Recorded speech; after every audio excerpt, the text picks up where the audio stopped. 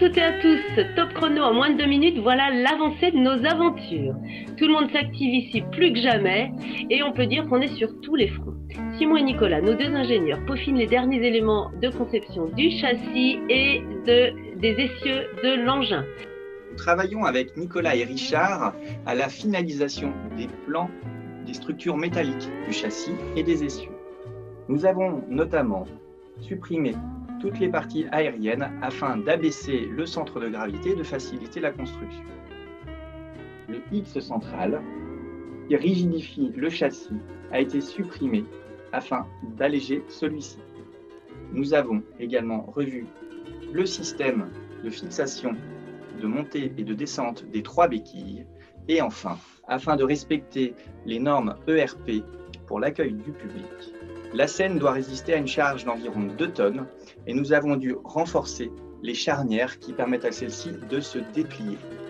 Pour savoir si le châssis, les essieux ou la scène sont suffisamment résistants, nous faisons des simulations numériques. Nous pouvons voir ici les contraintes au niveau des 2 charnières de la scène chargée avec plus de 2 tonnes. Ces simulations numériques nous ont permis de déterminer qu'il fallait renforcer les essieux dans leur partie centrale. On a également eu 2 réunions importantes avec Stéphane concernant le dimensionnement des panneaux solaires et l'optimisation de leur installation sur le toit. Nous avons optimisé la disposition des panneaux solaires sur le toit de l'orgoptère. Nous passons ainsi de 680 à 1020 Wh, soit un gain de 50%. Concernant la production, eh bien figurez-vous que Simon a découvert un truc incroyable. Sur 350 communes qui bordent le canal de Nantes à Brest, eh bien seulement 20% sont dirigées par des femmes. On peut dire que la parité est loin d'être acquise en politique.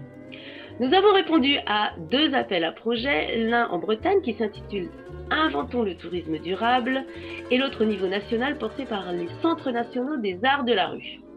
On espère que Aquaterra va être retenu. On travaille déjà à l'organisation de notre première tournée avec le voyage des incroyables Faume Orchestre à bord de l'orgoptère au printemps 2022.